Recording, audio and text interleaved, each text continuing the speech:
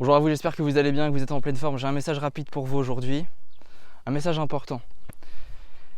Vous ne devez pas confondre l'amour et la soumission. Amour, protection, n'est pas égal à soumission. Une personne qui vous dit « ne sors pas », « ne fais pas ci, ne fais pas ça », une personne qui vous culpabilise, qui vous fait du chantage, avec comme excuse et comme explication, comme justification « mais si je fais ça, c'est parce que je t'aime, c'est pour ton bien », en vérité, ce n'est pas pour votre bien, c'est pour son bien à lui ou pour son bien à elle. Le pervers narcissique ou la personne manipulatrice, toxique qui vous contrôle, si elle vous contrôle, ce n'est pas pour votre bien, c'est pour son propre bien à lui, pour se rassurer, pour vous détruire, pour se sentir plus haut et plus puissant que vous.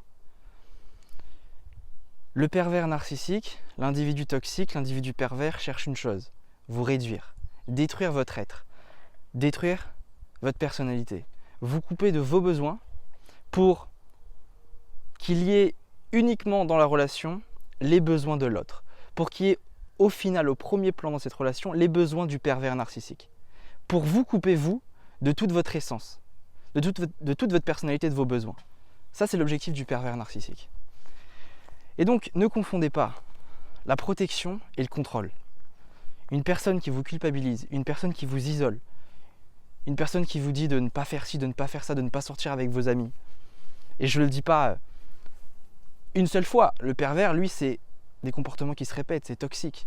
Il ne faut pas confondre juste un comportement qui se met en place une fois, et on peut tous parfois avoir des comportements toxiques avec les autres, parce que nous-mêmes on a des fragilités, on a des peurs, un manque de confiance, et donc on peut le faire. Mais une personne qui agit de manière contrôlante, en permanence avec vous, et il n'y a pas de discussion avec lui ou avec elle, il n'y a pas de communication, et qu'en permanence ça se répète, il a beau s'excuser, mais qu'à chaque fois le comportement revient en permanence dans la relation, c'est que là c'est vraiment toxique. Et je veux vous le dire, écoutez-vous.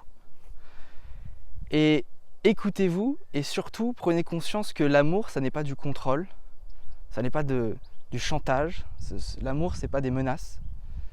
L'amour c'est du respect, de la bienveillance, de l'écoute, c'est un équilibre, c'est